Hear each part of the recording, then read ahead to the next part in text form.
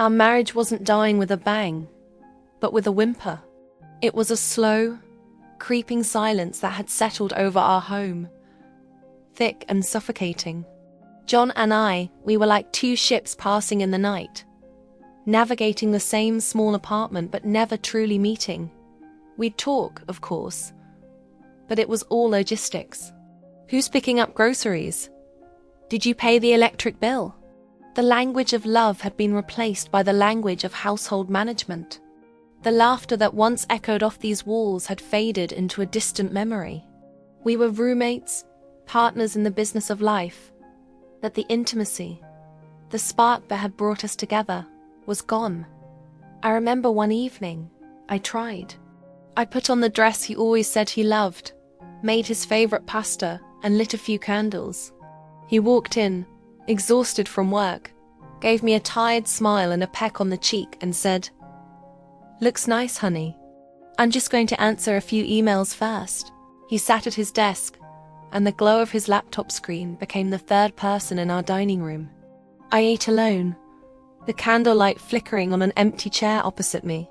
The silence wasn't just an absence of sound.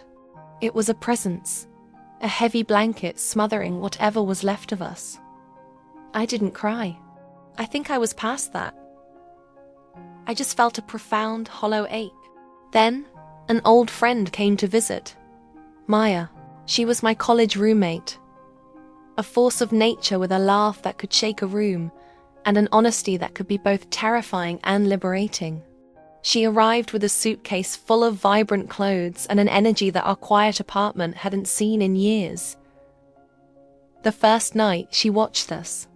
She saw the polite distance, the careful choreography of two people trying not to bump into each other.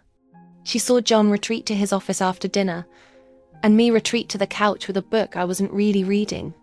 The next day, while John was at work, Maya and I sat with mugs of coffee. She looked at me, her gaze steady and kind, and asked the question I'd been avoiding for months. "What's really going on, sweetie? You two are ghosts haunting your own home." And just like that, the dam broke. I told her everything. The loneliness, the failed attempts, the feeling of being invisible. I talked about how I missed the man who used to grab my hand in the middle of a movie, the man who'd dance with me in the kitchen. I confessed that I didn't know how to bring him back, or if he even wanted to come back.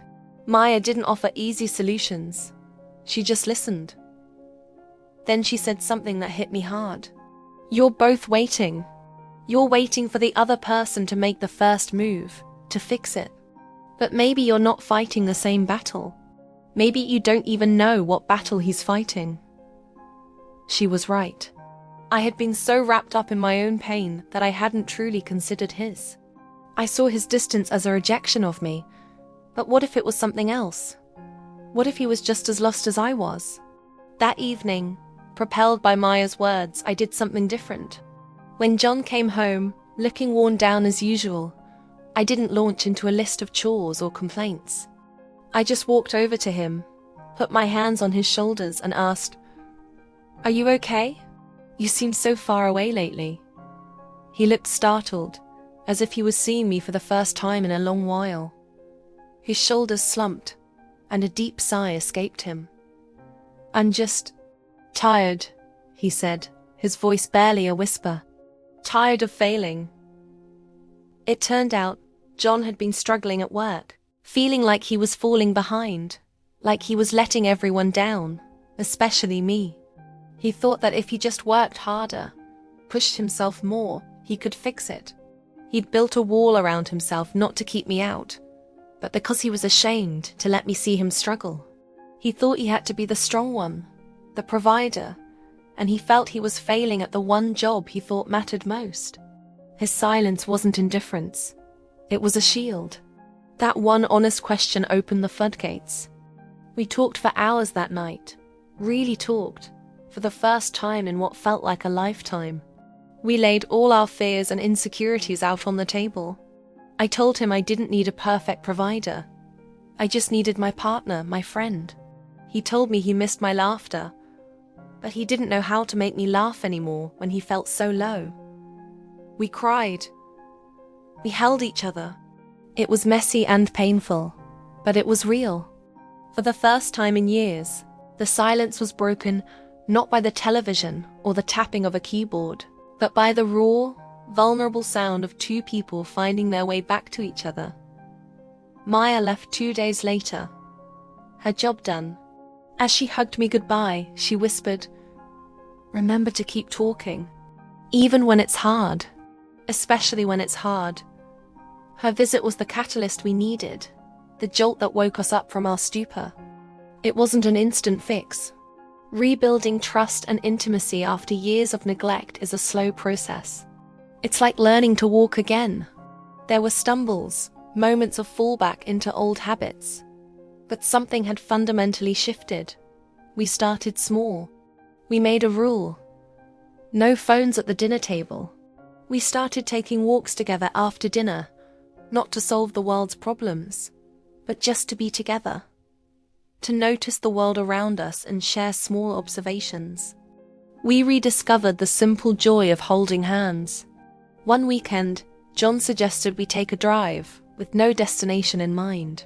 We ended up at a little coastal town we hadn't visited since we were dating. We walked on the beach, the cold wind whipping our faces. And we felt like those two kids again, full of dreams and possibilities. We also sought professional help. We found a marriage counselor who gave us tools to communicate more effectively, to understand each other's emotional languages. It was humbling to admit we couldn't do it all on our own, but it was also empowering. It showed we were both committed to fighting for our marriage, not against each other. We learned that a healthy relationship isn't one without conflict, but one that knows how to navigate conflict with respect and love. The silence hasn't completely vanished. There are still quiet moments, but now it's a different kind of quiet. It's a comfortable silence, the kind shared between two people who know they are in it together. It's the silence of reading side by side on the couch, of a shared look across a room, of knowing you have a safe harbor to return to at the end of a long day. The laughter has returned too. It started as a trickle, and now it often fills the apartment, chasing away the last of the shadows. Our story isn't a fairy tale. It's a story about the hard work of love. It's about choosing to turn towards your partner when it feels easier to turn away. It's about having the courage to ask the hard questions and the grace to listen to the answers. Sometimes, all it takes is a loving friend to hold up a mirror, and the bravery to finally look at your own reflection, and then, to turn and really see the person standing beside you. Our quiet crisis led us to a new beginning, one built not on the naive romance of our youth, but on a deeper, more resilient love forged in the fires of honesty, and a shared commitment to never let the silence win again. Thank you so much for watching and for letting me share this part of my journey. If this story resonated with you, please consider subscribing for more content about navigating life's challenges. Remember to be kind to yourselves and to each other. See you next time.